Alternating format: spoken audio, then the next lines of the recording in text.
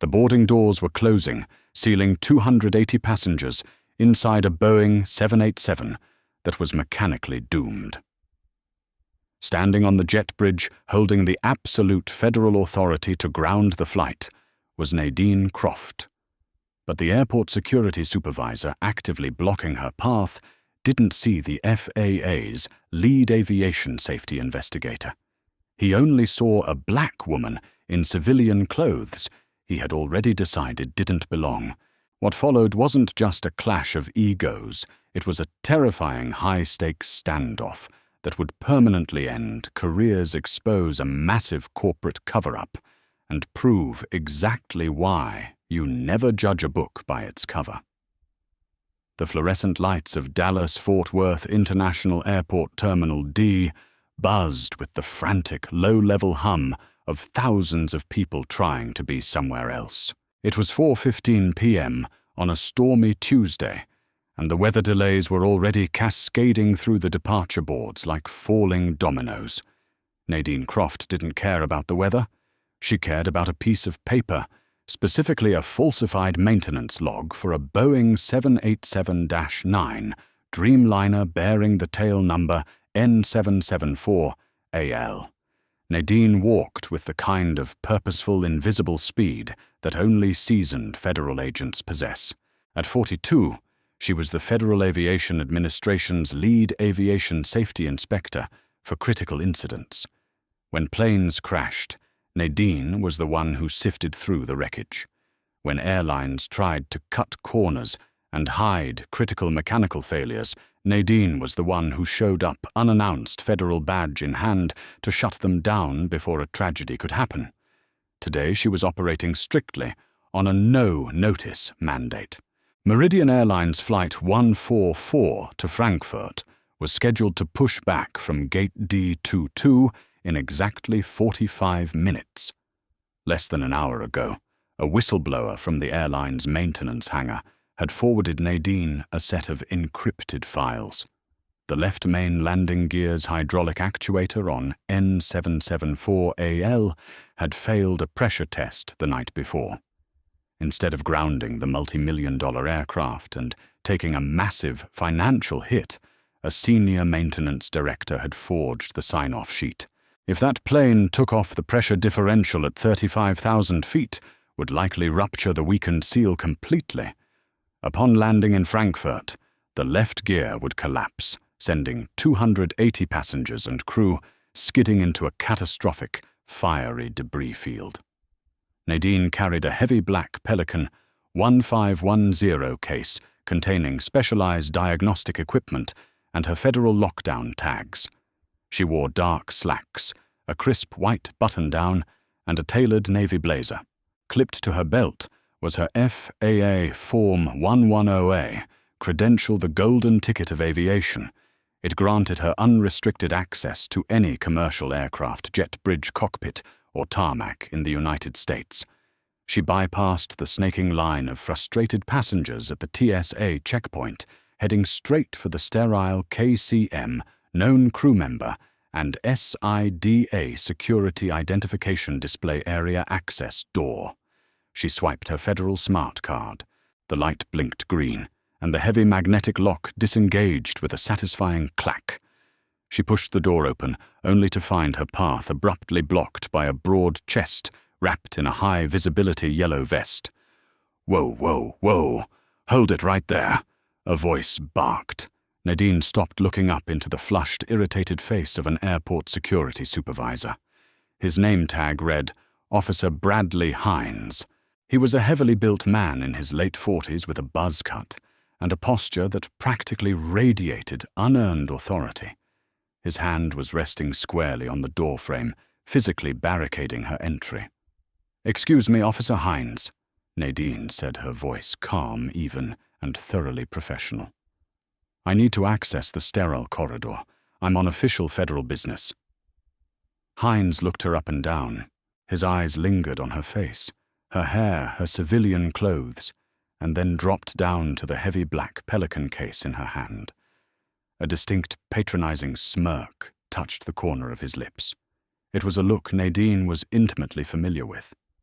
It was the look of a man who had already assessed her demographics and decided she was beneath him.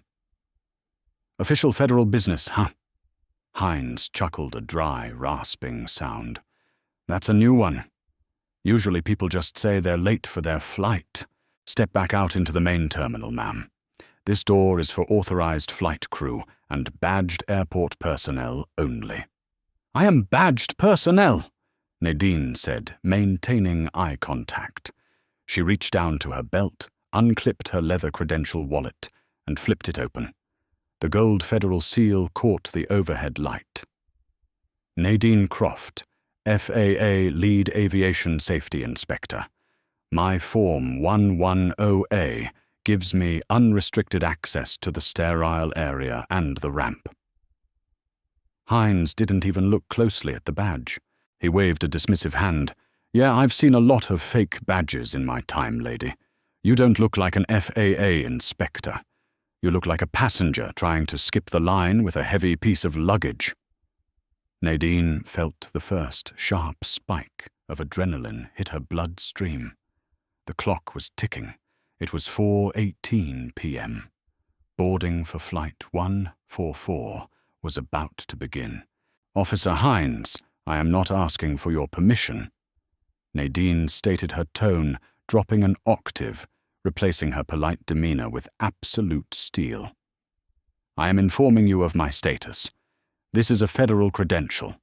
I am conducting a no-notice ramp inspection on Meridian Flight 144 at Gate D22. If you continue to block my path, you will be in direct violation of 49 U.S. Code, Section 46,301, interfering with a federal inspector." Hines bristled. The invocation of the law didn't intimidate him, it insulted him. In his mind, this was his airport, his checkpoint, his kingdom. And nobody, especially not this woman, was going to quote the law to him on his turf. "Listen to me very carefully." Hines leaned in his voice, dropping into a menacing whisper. "I don't care what kind of fake tin star you bought off the internet. You are not coming through this door. In fact, because you just tried to breach a secure area with fraudulent credentials, I'm going to have to detain you. Hand over the badge, put the case on the ground, and step against the wall." Nadine stared at him. It was a spectacular display of hubris ignorance and blatant profiling. "I will not hand over federal property to a local contractor," Nadine said, her voice ringing clear over the background noise of the terminal. Passengers waiting in the regular security line were starting to turn their heads, their attention caught by the escalating confrontation. "Last warning," Hines said, his hand dropping toward the radio on his hip. "Call your FSD," Nadine countered immediately. "Call David Corwin, the Federal Security Director for this airport. His office is in Terminal B. Ask him to run my badge number. Croft N-A-D-I-N-E. Badge number 884 Bravo Tango. Call him right now, Officer Hines, because every second you delay me is putting hundreds of lives at risk." Hines sneered. "I'm not calling the director for a line jumper." He keyed his radio. "Dispatch, this is Supervisor Hines at Checkpoint Alpha 4. I have a 1015. Uncooperative female attempting to breach the sterile area with falsified federal credentials. Send 2 units. Nadine let out a slow, measured breath. She looked at her watch. 4:21 p.m. The gate was a 5-minute sprint from here. The plane was currently a loaded bomb waiting for a spark, and the man holding the match was standing right in front of her, drunk on his own microscopic sliver of power. "You have absolutely no idea what you've just done," Nadine said softly. Against the wall. "Now," Hines ordered, stepping forward to physically intimidate her. Nadine didn't move. She stood her ground, her posture perfectly straight, her grip on the Pelican case unyielding. She knew the protocol.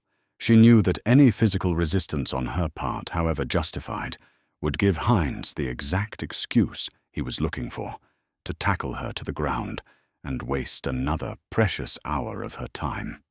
2 more airport security officers, breathless and wide-eyed, jogged up to the KCM door. "What's the situation, boss?" one of them asked, eyeing Nadine nervously. "Suspect is trying to use a fake FAA badge to bypass security and bring an oversized, uninspected case into the terminal," Hines declared loudly, making sure the growing crowd of onlookers heard him. "Take her into custody. Escort her to the holding room at gate D22. It's the closest secure room. I want that case run through the explosive trace detector immediately. You are not opening this case," Nadine said sharply, her eyes locking onto the younger officers. "This case contains federally sealed diagnostic equipment. It is property of the United States government. Breaking those seals is a federal crime punishable by up to 5 years in federal prison. Do not touch it." The younger officers hesitated. Nadine's authoritative tone and exact knowledge of federal penal codes were deeply unsettling. People with fake badges usually panicked, cried, or tried to run. They didn't stand there citing prison sentences with ice-cold conviction. "Grab the case," Hines snapped. "I will carry it," Nadine interrupted smoothly. "I will walk with you to gate D22. That is exactly where I need to go anyway.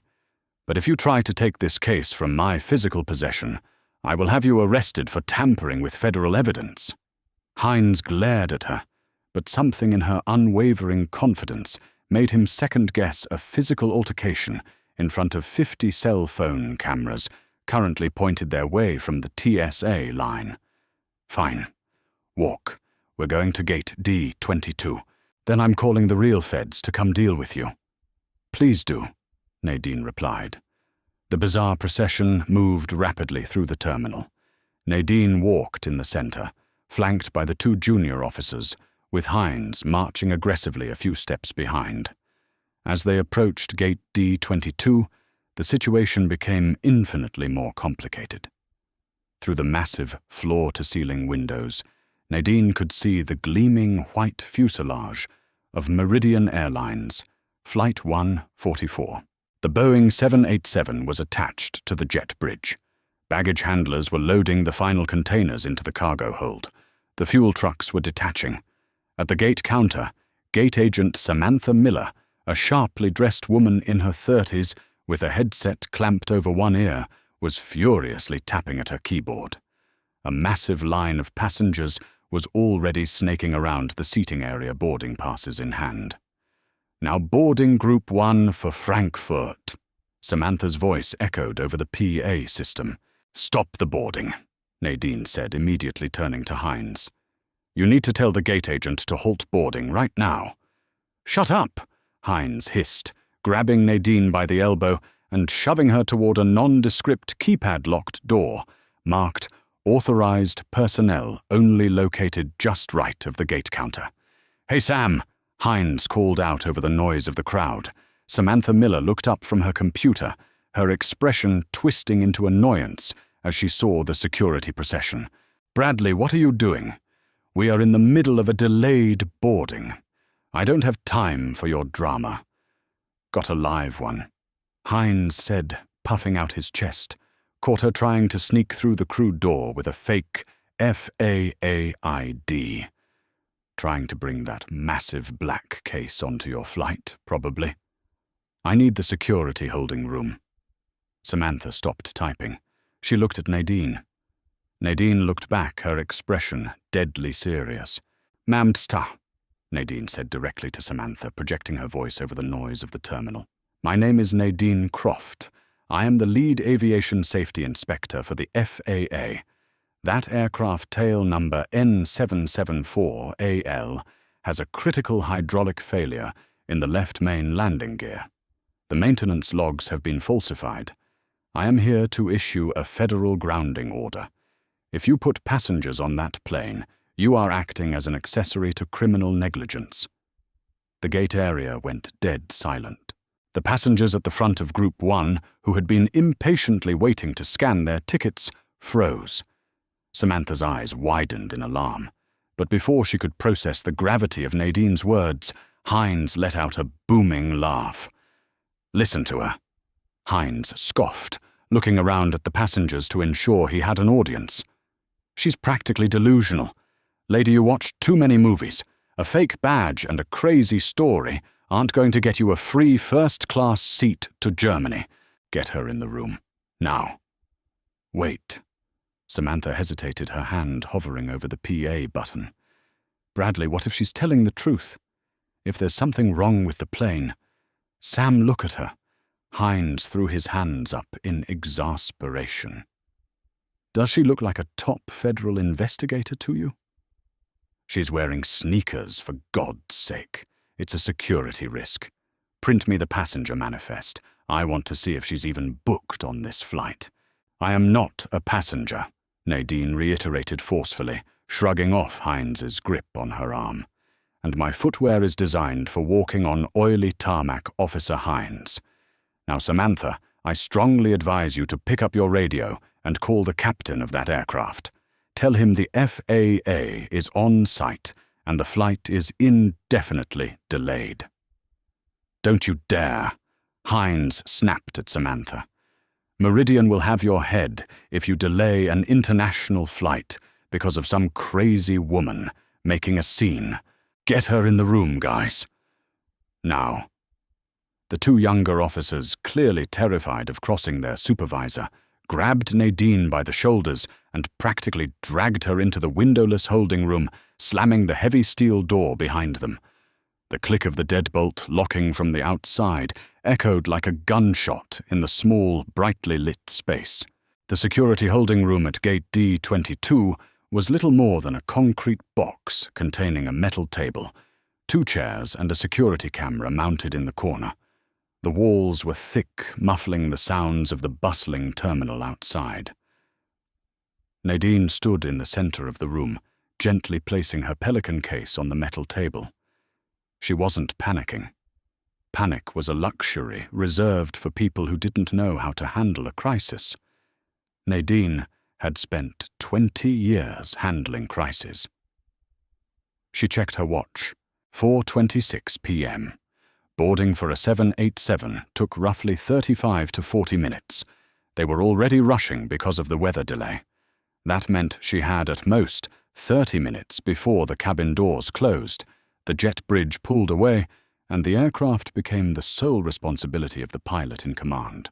Once the plane pushed back from the gate, stopping it required a terrifying bureaucratic nightmare involving air traffic control, the tower, and potentially scrambling intercept jets if the pilot refused to comply with a radio order, which, if they were in on the maintenance cover-up, they might.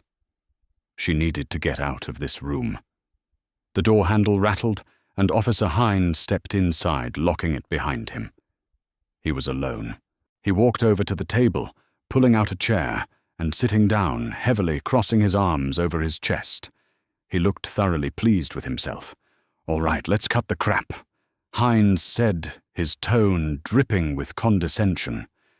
"You're going to open that case, and you're going to tell me exactly who you are and why you're trying to disrupt operations at my airport."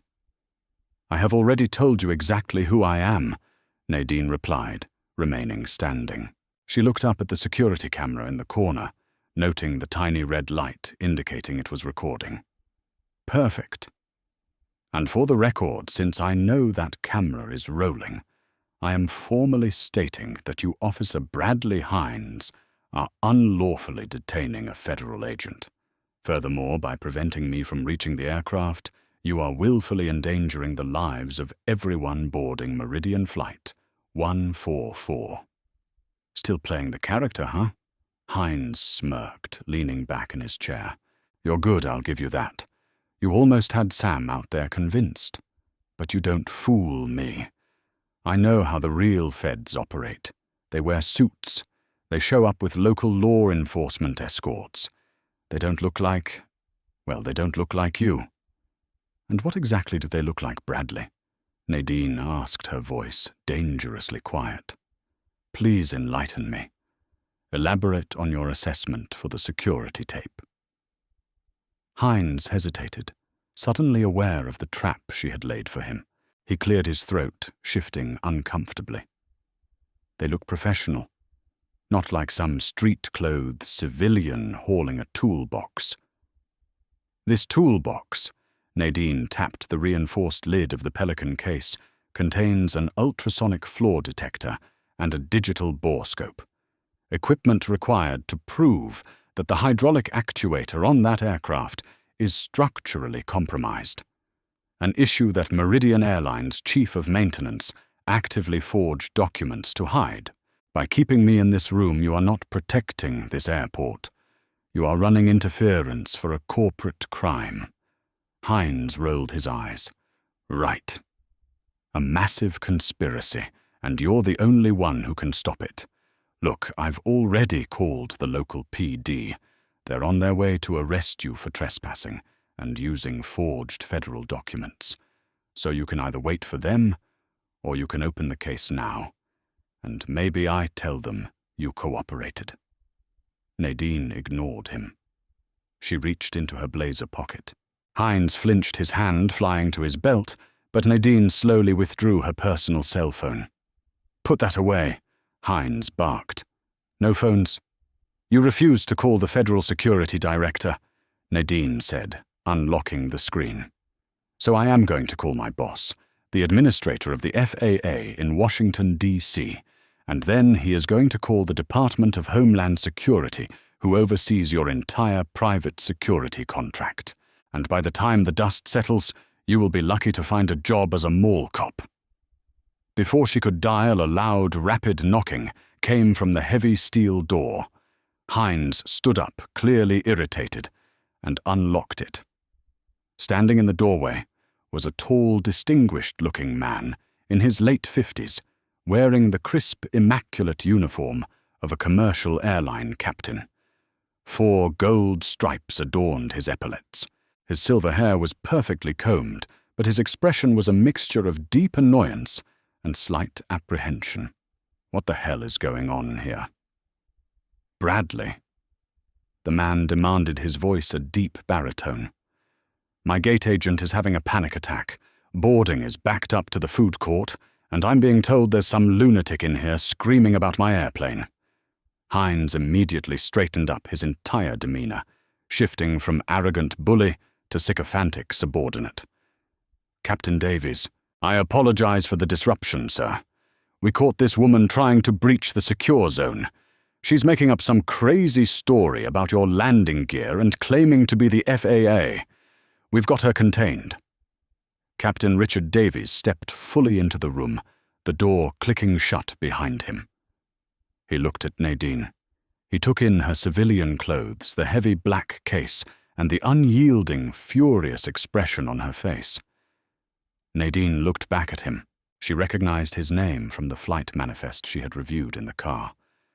Captain Richard Davies, a 20-year veteran of Meridian Airlines. Captain Davies, Nadine said, her voice cutting through the tension like a scalpel. My name is Nadine Croft, lead ASI for the FAA. Your aircraft's left main gear actuator failed its pressure test at 0200 hours this morning. Your maintenance director forged the sign-off to keep you on schedule. If you take this aircraft into the sky, it will not survive the landing. Davies stared at her. For a split second, Nadine saw something flicker in the pilot's eyes. It wasn't the confusion she expected. It wasn't the outrage of a man defending his perfectly maintained aircraft. It was a flash of raw, unfiltered panic. She's lying, Captain. Hines quickly interjected, trying to regain control of the room. She's got a fake badge. I'm waiting on the police right now. Just go back to the cockpit, sir. We'll have this mess cleared out in 5 minutes and you can push back on time. Davies swallowed hard. He looked from the heavy Pelican case on the table to Nadine's steady, unblinking gaze. He wiped a sudden bead of sweat from his forehead. Right, Captain Davies said, his voice suddenly sounding an octave higher, lacking the deep authority it possessed just seconds ago. Right. Bradley, keep her in here. Do not let her out under any circumstances. I need to get this plane in the air. We are already behind schedule." Davies turned on his heel and grabbed the door handle. "Captain!" Nadine shouted the sudden volume, making both men jump. She stepped toward him, but Hines shoved his arm out, blocking her path. "If you walk out that door and close that cockpit," Nadine warned, her voice trembling with restrained fury, "you are intentionally flying a compromised aircraft. I will not just ground your plane, Davies. I will see your pilot's license revoked permanently, and I will see you brought up on federal manslaughter charges if anyone gets hurt. You know the gear is bad, don't you?" "You knew." Davies froze in the doorway, his back to her. His knuckles were white where he gripped the handle. He didn't turn around. "Keep her locked in here, Bradley," Davies muttered over his shoulder. "That's an order." He yanked the door open and disappeared into the terminal, the door slamming shut and locking once again. Nadine stood in the center of the room, her mind racing. The situation had just escalated from a bureaucratic nightmare to a horrific conspiracy. The pilot knew. The pilot was in on it, desperate to get the plane out of U.S. jurisdiction before the FAA could officially flag it. She looked at her watch. 4:31 p.m.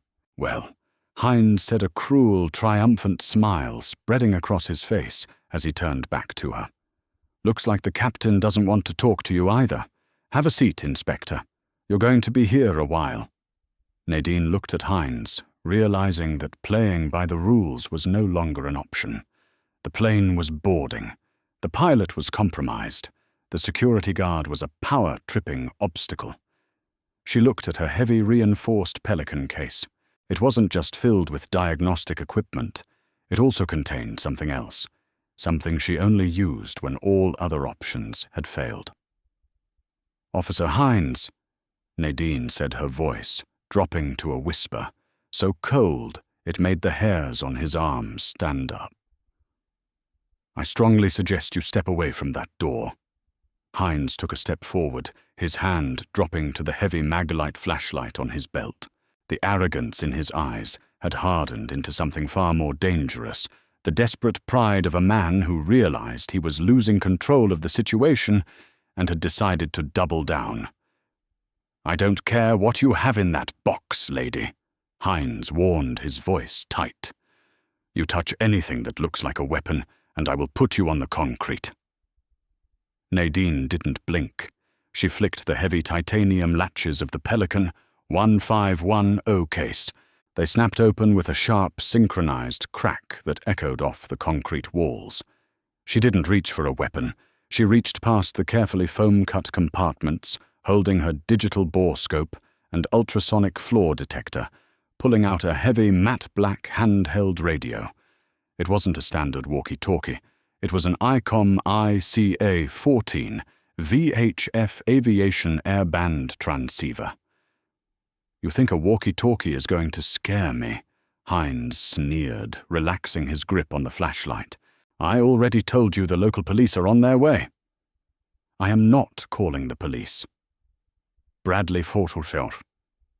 Nadine said, her thumb spinning the frequency dial to 121.650 megahertz Dallas/Fort Worth Airport ground control.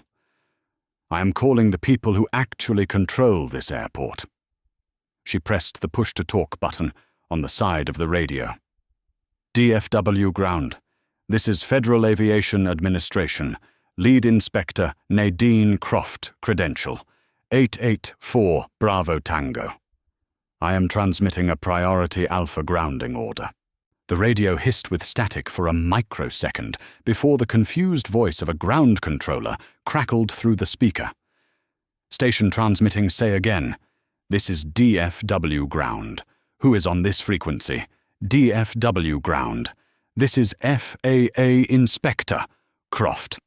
Nadine repeated, enunciating every syllable with crystal-clear precision. "I am currently detained in a security holding room at Gate D-22. I am issuing an immediate mandatory ground stop for Meridian Airlines Flight 144, a Boeing 787 tail number, November 774 Alpha Lima. The aircraft has suffered a critical hydraulic failure and falsified maintenance logs. Revoke their clearance immediately.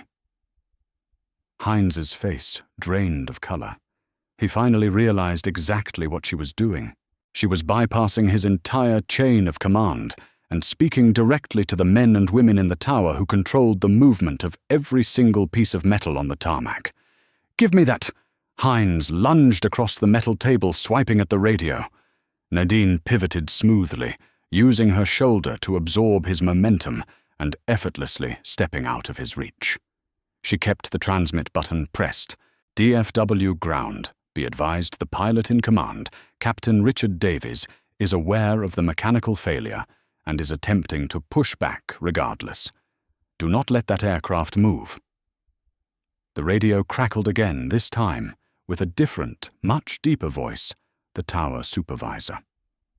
"Inspector Croft, this is DFW Tower Super. We copy your transmission, but we need secondary verification of your badge number before we can issue a hard stop on a heavy international flight. Please stand by." Before Nadine could reply, a third voice sliced through the frequency. The audio was pristine, coming from the multi-million-dollar communications suite of a Boeing 787. "Ground, this is Meridian. 144. Heavy Captain Davies's voice sounded remarkably calm, though Nadine could hear the slight tremor of adrenaline underneath. Disregard that last transmission. We have an unhinged passenger, making a scene at the gate with a handheld scanner. Airport security has her in custody.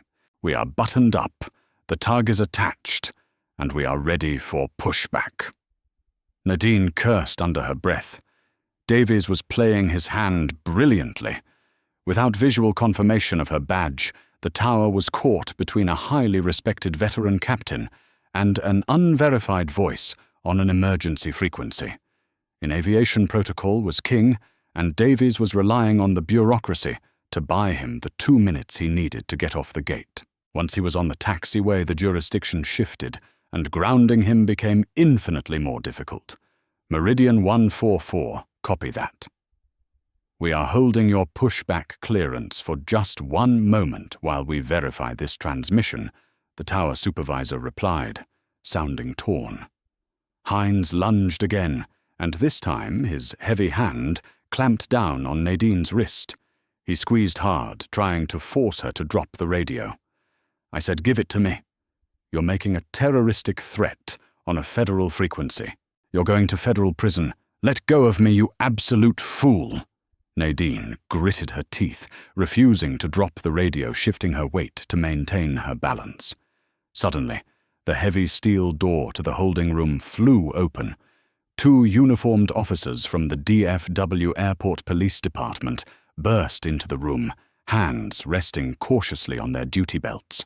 The lead officer, a tall woman with her hair pulled into a tight bun, took in the scene the massive security guard, grappling with a sharply dressed woman holding an aviation radio. "Hey, separate right now," the lead officer shouted. Her name tag read Sergeant Jenkins. Hines immediately let go of Nadine, taking a step back and pointing a thick, trembling finger at her. "Arrest her, Jenkins. She's got a fake badge she's resisting, and she just hijacked the ATC frequency to make a bomb threat against Meridian 144. Jenkins frowned, looking at Nadine. Mom put the radio down on the table, slowly. Nadine placed the radio down, but immediately reached for her belt. Both officers tensed. "My name is Nadine Croft," she said, pulling her leather credential wallet and tossing it onto the metal table, letting it slide directly in front of Sergeant Jenkins. "I am the lead aviation safety inspector for the FAA's Critical Incident Division. Call the Federal Security Director right now and run the chip in that card." Jenkins looked at the badge. She didn't just look at the gold shield. She looked at the holographic overlay, the microprinting, and the encrypted PIV chip embedded in the plastic. She had seen enough fake IDs in her career to know one instantly. This wasn't one. The weight, the texture, the intricate watermarks. It was undeniably, terrifyingly real. Jenkins looked up, her expression shifting from cautious authority to sheer horror as she realized what Hines had done. "Bradley," Jenkins whispered, her voice laced with venom. "What the hell did you do?" "It's a fake Sarah," Hines pleaded, though his voice cracked. "Look at her. She doesn't." "Shut your mouth," Jenkins snapped, pulling her own radio. "Dispatch, this is Sergeant Jenkins. Priority 1. Contact DFW Tower Supervisor immediately. Confirm the identity of FAA Inspector Nadine Croft badge 884-Bravo-Tango. Tell them her presence is verified by APD on site and her grounding order is legitimate. Do it now." Nadine didn't wait for the confirmation. She snatched her badge off the table, clipped it to her blazer, and grabbed the heavy Pelican case. She looked at her watch. 4:37 p.m. "The jet bridge is already disconnected," Nadine said to Jenkins, her voice returning to its calm, authoritative baseline. "I need ramp access. Now." "Follow me," Jenkins said, completely ignoring Hines, who was now standing completely frozen in the center of the room.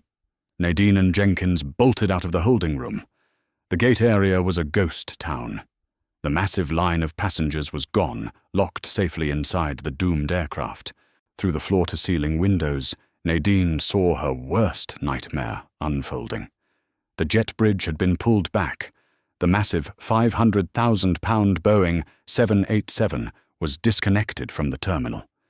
Beneath the nose of the aircraft, a massive low-profile pushback tractor. A tug was hooked to the nose gear, its diesel engine belching a puff of black smoke as it prepared to shove the plane backward onto the active taxiway. "He's pushing back," Nadine yelled over the terminal noise. "He's ignoring the tower. Where are the ramp stairs?" "This way," Jenkins shouted, leading Nadine toward an unmarked door near the window. Jenkins swiped her police badge, threw the door open, and bounded down a flight of concrete stairs. Nadine followed, the heavy Pelican case banging against her leg. They hit the bottom of the stairs, and Jenkins pushed open the heavy steel security doors leading out to the ramp.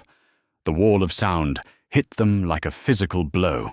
The tarmac was a deafening, chaotic expanse of screaming jet engines, the heavy rumble of baggage carts, and the smell of atomized Jet A fuel.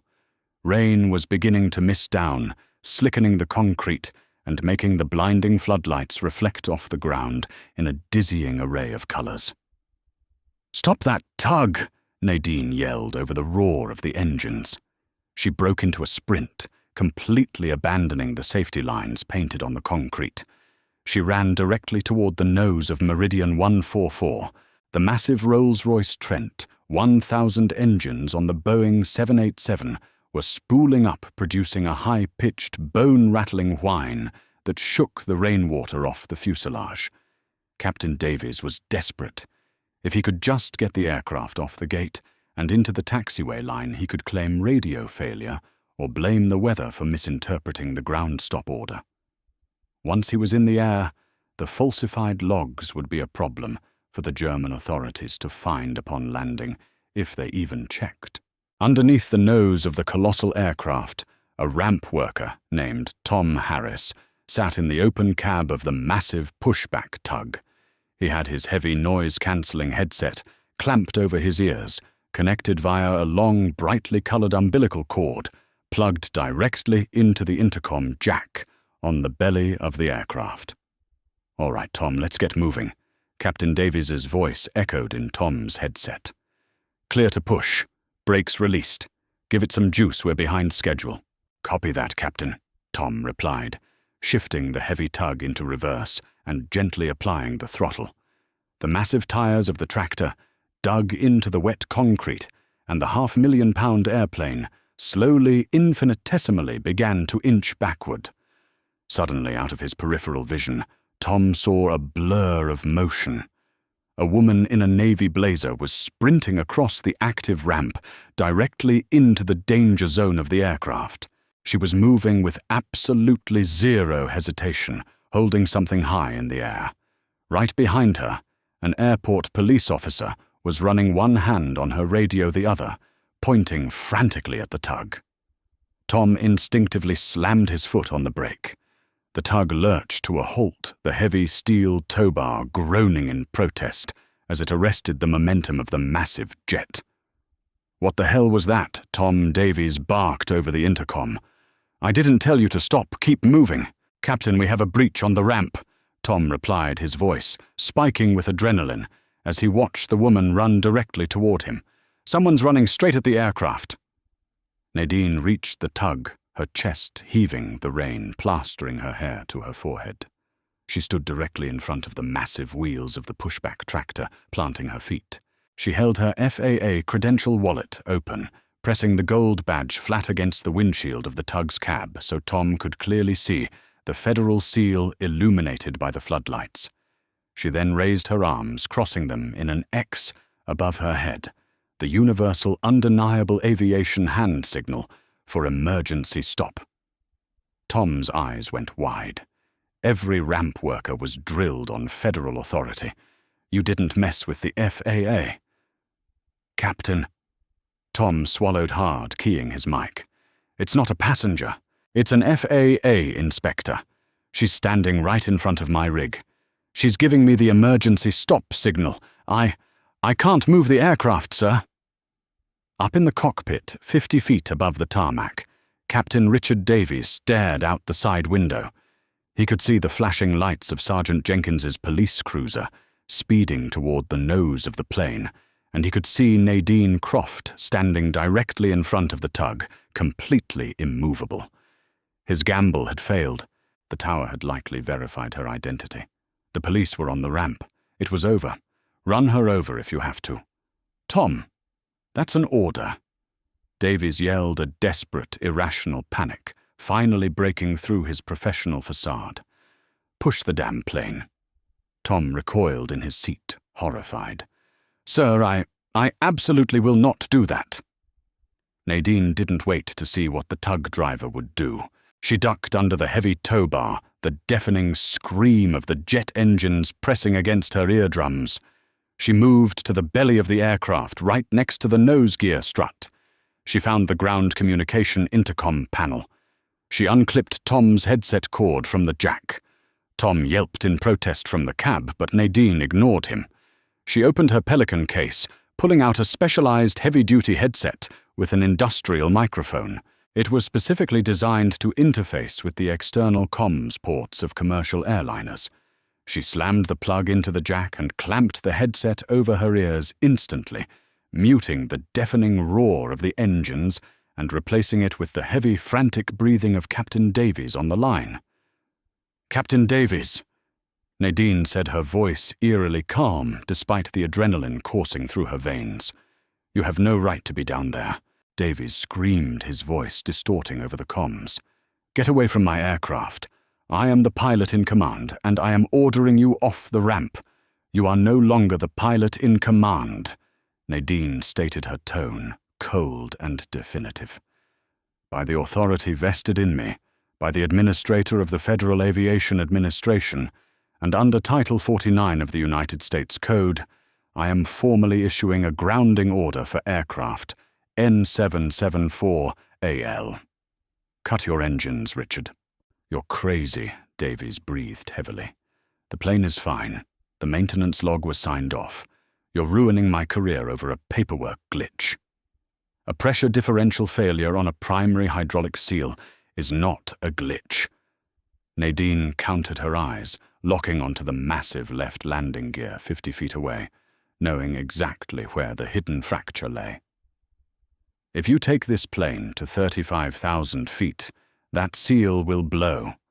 When you try to land in Frankfurt, the gear will not deploy.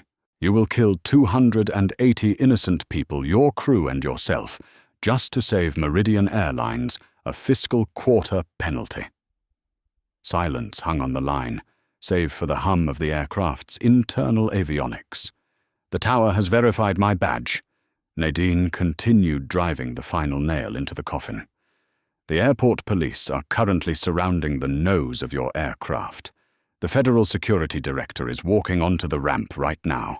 If you spool those engines up even 1% more, you will be arrested by federal marshals the moment you cut the fuel. Cut the engines. Now." For 10 agonizing seconds, nothing happened. The massive Rolls-Royce engines continued to whine, fighting against the tug's brakes. Nadine stood completely still beneath the belly of the metal leviathan, trusting entirely in the psychological pressure she had just applied. Then, slowly, the pitch of the engines began to drop. The bone-rattling whine lowered into a heavy hum and then down to a sputtering spin-down. Davies was cutting the fuel. "Engines are spooling down." Davies whispered over the intercom, his voice completely defeated. "May God have mercy on both of us, Inspector." "He won't need to," Nadine replied sharply, "because the plane is safely on the ground." She ripped the headset off the sudden silence of the dying engines, washing over the tarmac, replaced only by the sound of the falling rain and the approaching sirens of an entire fleet of airport police and fire rescue vehicles. Nadine reached into her blazer pocket. She pulled out 2 heavy, bright red, federally serialized tags. They were lockdown tags. She walked over to the nose gear strut, wrapped the heavy steel cables around the towing mechanism, and locked them in place. The tags read in bold black lettering, "Aircraft grounded." U.S. Federal Aviation Administration. Removal is a federal offense. She stepped back from the aircraft, wiping the rain from her eyes, and looked up at the cockpit window. She couldn't see Davies, but she knew he was up there staring down at the end of his entire life's work. Sergeant Jenkins jogged up to her, breathless, shielding her radio from the rain. "Tower confirms," Jenkins said, shouting slightly out of habit, though the engines were now dead. "The ground stop is hard. The FBI is being notified, and Meridian's corporate office is blowing up my dispatcher's phone." "Let them blow it up," Nadine said, picking up her Pelican case. The adrenaline was finally beginning to recede, leaving a cold, sharp exhaustion in its wake. "We need to get boarding stairs to the front port door, get the passengers off safely. And Sergeant—" "Yes, ma'am. I want Captain Davies detained the moment his feet touch the tarmac," Nadine said firmly. "And I want Officer Bradley Hines brought to the FSD's office. He has a lot of explaining to do." The heavy motorized mobile stairs slowly rolled up to the forward port door of the Boeing 787. As the cabin door swung open, the first wave of passengers spilled out onto the metal grating, groaning in sheer frustration. They were complaining loudly to the flight attendants about missed connections, ruined vacations, and the incompetence of Meridian Airlines. They clutched their neck pillows and duty-free bags, utterly oblivious to the fact that they were 50 minutes away from being a smoldering headline on the international news.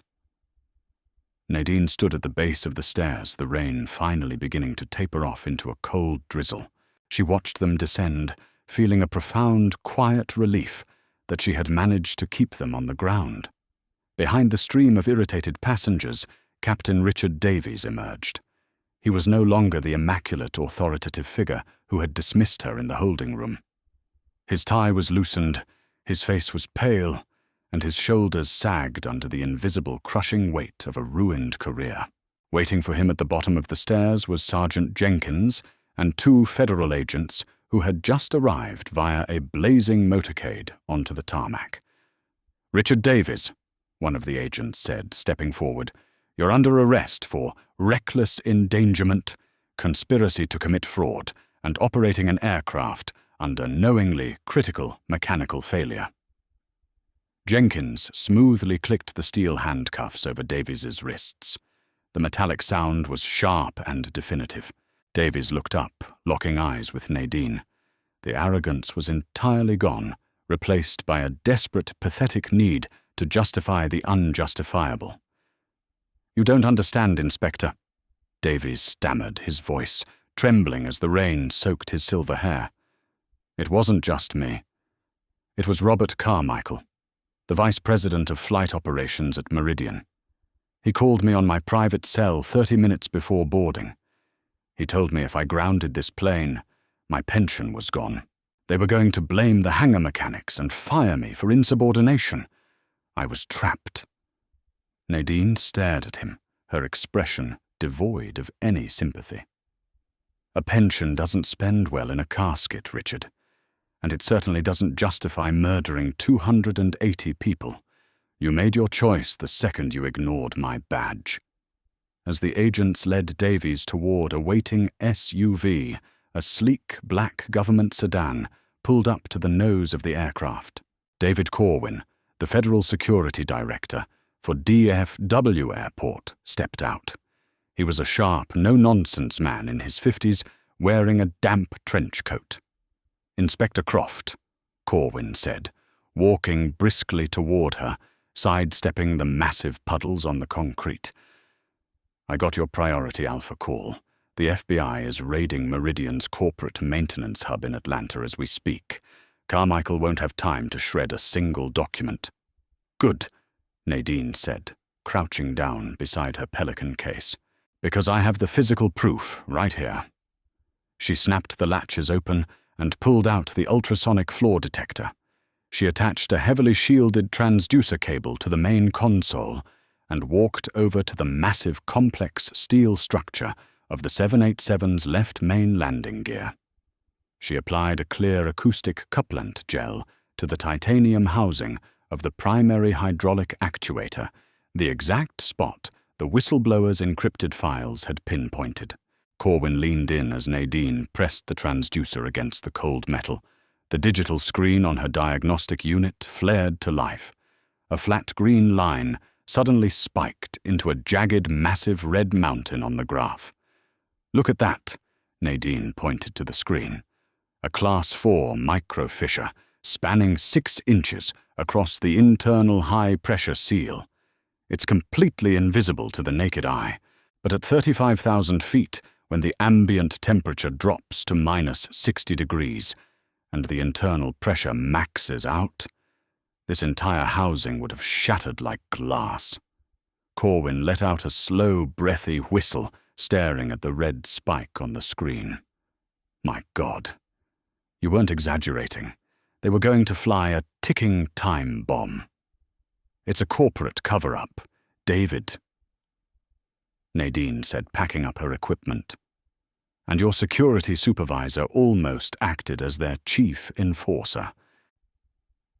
An hour later, the buzzing chaos of the tarmac had been replaced by the dead, sterile silence of the Federal Security Director's private conference room inside Terminal D. Bradley Hines sat alone at a long mahogany table. He had been stripped of his high-visibility yellow vest, his radio, and his airport security badge. He looked physically shrunken, staring at his hands with the terrified realization of a man whose entire worldview had just violently collapsed. The door opened, and Nadine walked in, followed closely by Corwin. She still wore her damp blazer, and she carried the heavy black Pelican case that Hines had mocked just 2 hours ago. She set it on the table with a heavy thud. Hines flinched. He looked up at Nadine, his face flushed with a mixture of profound embarrassment and deep existential dread. "Inspector Croft, ma'am." Hines stammered, his voice practically a whisper. I was just following checkpoint protocols. You didn't look like... you weren't wearing a suit. You didn't have an armed escort. I just thought... You didn't think Bradley." Nadine interrupted her voice, a low, lethal hum.